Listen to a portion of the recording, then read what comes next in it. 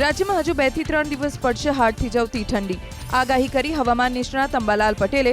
બનાસકાંઠાના દાંતીવાડા, ડીસા, પાલનપુરમાં 4 ડિગ્રી, તો પાટણ, સમી, હારીજ, મહેસાણા તેમજ કચ્છમાં 8 ડિગ્રી સુધી જશે લઘુત્તમ તાપમાન. 27-28 જાન્યુઆરી પછી ઉત્તર અને મધ્ય ગુજરાતમાં વરસી શકે છે માવઠું. ભાજપના ઇશારે દલિત, આદિવાસી અને લઘુમતી સમાજના મતદારોના નામ કમી કરવામાં આવ્યા. કોંગ્રેસ નેતા ઋત્વિજ મકવાણાએ લગાવ્યો આરોપ. બીજી તરફ નાયબ ચૂંટણી અધિકારીએ કર્યો દાવો. માત્ર ફોર્મ રજૂ કરવાથી ક્યારેક પણ કોઈ પણ મતદારનું નામ કમી થતું નથી. એસઆઈઆરની કામગીરીમાં વોટ ચોરીના આરોપને ભાજપે ફગાવ્યા. એસઆઈઆરની કામગીરી અગાઉ અનેક વાર થઈ છે. ફોર્મ નંબર 6, 7 અને 8ની કાયદાકીય પ્રક્રિયા પણ કોંગ્રેસે સમજવી જોઈએ. આ કેસમાં કોંગ્રેસ અન્ય કોઈએ રાજકીય રમત કરી હોય તેવો ભાજપ પ્રવક્તા અનિલ પટેલનો આરોપ. સુરતના બારડોલીમાં મહિલાને યુવક સાથે સોશિયલ મીડિયા પર દોસ્તી પડી ભારે. કેનેડાથી યુવકે પાર્સલ મોકલ્યું, જો કે યુવતીએ સ્વીકારવાની ના પાડતા પોલીસનો ડર બતાવ્યો. બાદમાં મહિલા પાસેથી 22 લાખ પડાવ્યા. છેતરપિંડીનો ખ્યાલ આવતા નોંધાવી પોલીસ ફરિયાદ. સુરતના કડોદરા વિસ્તારમાંથી ઝડપાયો 7 કિલો ગાંજો. દુર્ગાનગરમાં આવેલા શ્રી દુર્ગા ભવનમાં પોલીસે પાડ્યો દરોડો. ઇમારતના એક રૂમમાં સંગ્રહ કરાયો હતો માદક પદાર્થ. પોલીસે 2 આરોપીને દબોચી લીધા. ભરૂચના અંકલેશ્વરમાં વ્યાજખોરીના ગુનામાં 3 શખ્સોની ધરપકડ. 50 લાખની રકમ સામે વ્યાજખોરોએ 1 કરોડ 26 લાખ પડાવ્યાનો આરોપ. ફરિયાદના આધારે પોલીસે ત્રણેયની ધરપકડ કરી હાથ ધરી કાયદાકીય કાર્યવાહી. પોલીસ અને પ્રશાસનના નાક નીચે બેફામ ખનીજ ચોરી થઈ રહી છે. નર્મદામાં પોઈચામાં નદીની વચ્ચે પુલિયું બનાવવામાં આવ્યું. રેતી માફિયાઓને અટકાવવામાં જિલ્લા પ્રશાસન નિષ્ફળ. ખનીજ માફિયાઓના કારણે નદીમાં પડ્યા મોટા ખાડાઓ. 8 વર્ષથી ફરાર આરોપી ઝડપાયો વેરાવળમાં. હત્યાના આરોપસર રાજકોટ મધ્ય જેલમાં આજીવન કેદની સજા ભોગવી રહેલો આરોપી હનીફ દાઉદ હુંદડાની ધરપકડ. વર્ષ 2018માં પેરોલ પર છૂટ્યા બાદ હાજર થવાના બદલે થયો હતો ફરાર. ગીર સોમનાથ પોલીસે બાતમીના આધારે ઝડપી લીધો.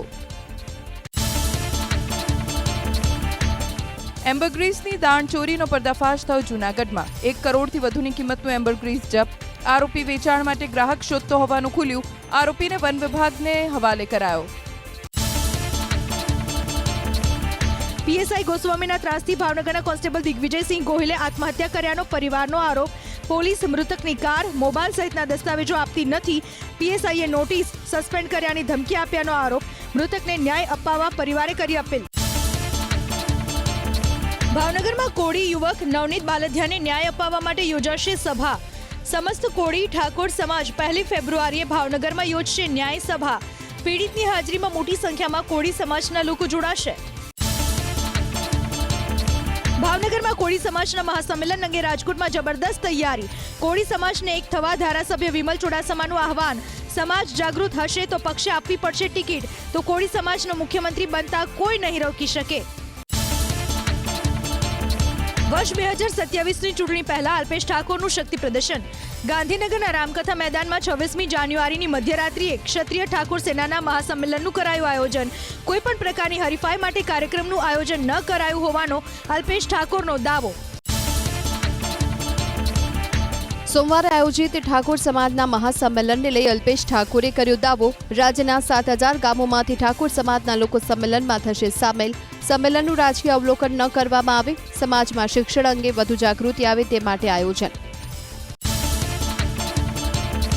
26મી જાન્યુઆરી યોજાનારા ઠાકોર સમાજના મહાસંમેલનની તડામાર તૈયારીઓ.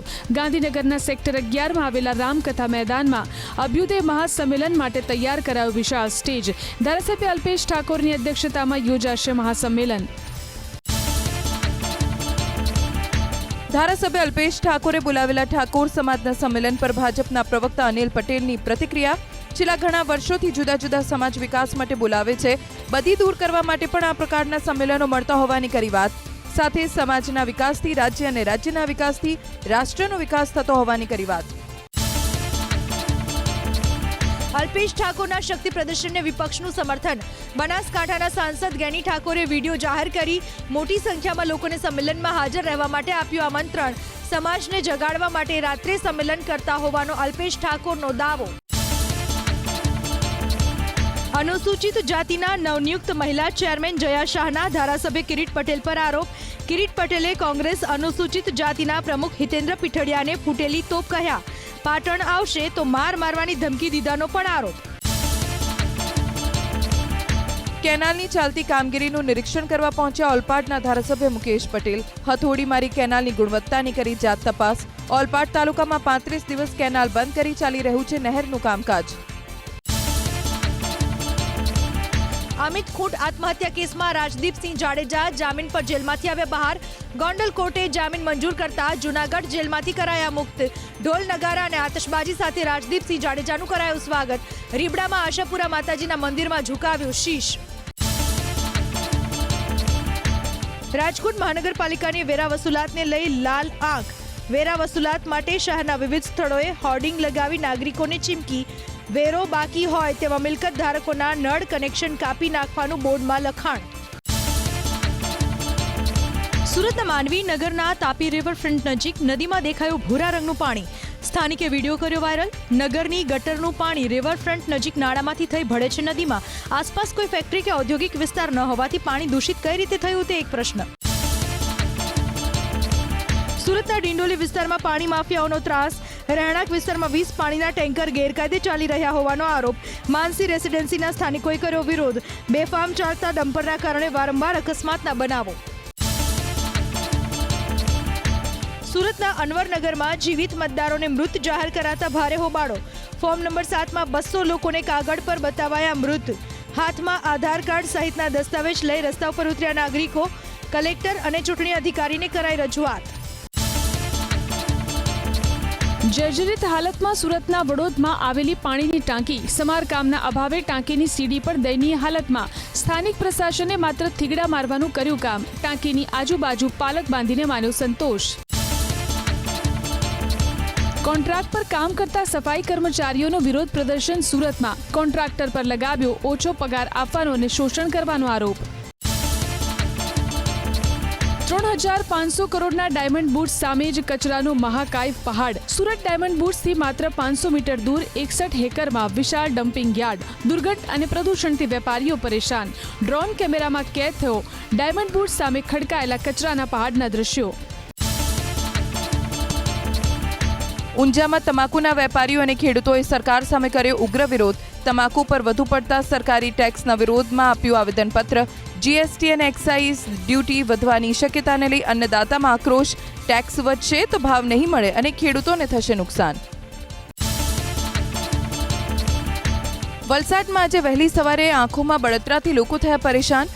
આરપીએફ ગ્રાઉન્ડ પાસે બનેલી ઘટના પાછળનું કારણ હજુ અકબંધ. અનેક વાહન ચાલકોએ આંખોમાં બળતરાની કરી ફરિયાદ. ઘટનાની તપાસ કરવા સ્થાનિકોએ કરી માંગ. વસ્તી ગણતરીમાં જોડાતા શિક્ષકો માટે 2 કરોડના વીમા કવચની માંગ. એપ્રિલ 2026થી શરૂ થનારી વસ્તી ગણતરીને લઈ વિવિધ 13 મુદ્દે શૈક્ષિક સંઘની રજૂઆત. માર્ગ અકસ્માત અને આરોગ્ય જોખમોને લઈ સુરક્ષા નીતિ જરૂરી હોવાની કરી વાત. જમીન માફિયા પર થાનગઢમાં કાર્યવાહી. 595 કરોડની સરકારી જમીન દબાણ મુક્ત કરાવાઈ. અનેક લોકોને ઇસ્યુ કરાઈ નોટિસ. ચોટીલા નાયબ કલેક્ટર અને થાનગઢ મામલતદારની સંયુક્ત કાર્યવાહીથી જમીન માફિયાઓમાં ફફડાટ. જૂનાગઢના માળિયાહાટીનામાં ગેરકાયદે ખનનને લઈને કાર્યવાહી. અમરાપુર ગીરમાં ખનીજ માફિયાઓ પર ત્રાટકી પોલીસ. ખનન માટે વપરાતા 2 ટ્રેક્ટર જેસીબી મશીન કરાયા જપ્ત. સાયબર ફ્રોડના કેસમાં સાંસરોદના દંપતી સહિત 3 આરોપીઓની ધરપકડ. ઓપરેશન મ્યુલ હન્ટ હેઠળ પાલેજ પોલીસની કાર્યવાહી. પાલેજની એચડીએફસી અને ભરૂચની બંધન બેંકમાં 4 ખાતા ખોલાવીને 17 વખત કરાયા હતા ટ્રાન્ઝેક્શન.